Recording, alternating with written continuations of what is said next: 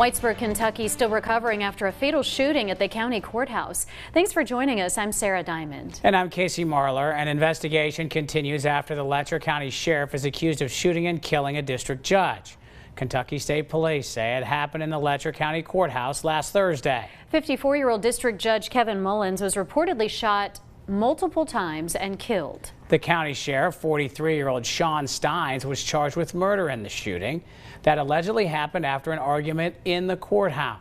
News Channel 11's Karen Jenkins is live in Kentucky, where the community is still trying to make sense of it all. Karen, several government offices were open for the first time since the shooting. What lies ahead? Yes, today the Letcher County Courthouse was back open today for some services, not all. The courts were still closed. You can see there is a black wreath on the door to the courthouse now because we're just a few days still removed from that shocking shooting that happened just behind those doors. And now county officials are left with filling 2 positions for those vacancies and trying to figure out where they go from here with both law enforcement and court services. It's devastating. Whitesburg Police Chief Tyrone Fields is still struggling to comprehend Thursday's events.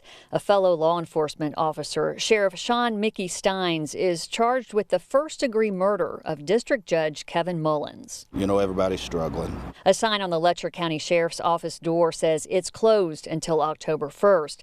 But Fields says as far as answering phone calls in the county, it's covered by either the deputies, the Kentucky State Police, or his officers in the city. We're still working 24 hours a day, and that's what we're here to service. We understand the times are very trying, but we want to let you know that we're still here, we're still available to help you.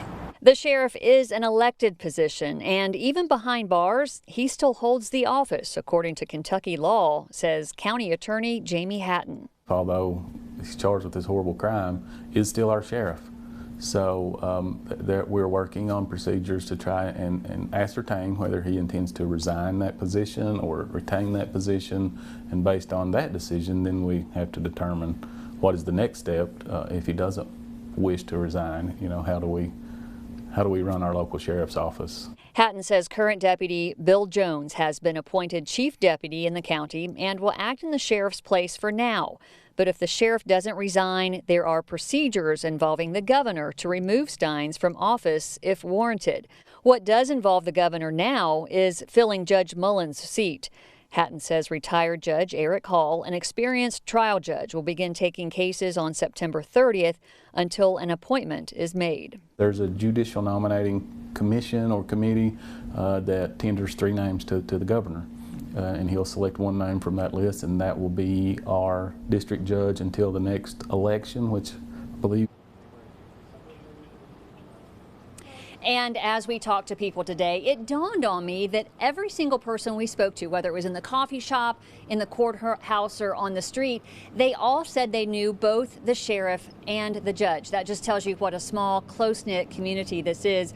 But as hard as it is, this county business must continue, and that's what county officials are trying to do by moving forward. Reporting in Letcher County, Kentucky, I'm Karen Jenkins. Back to you.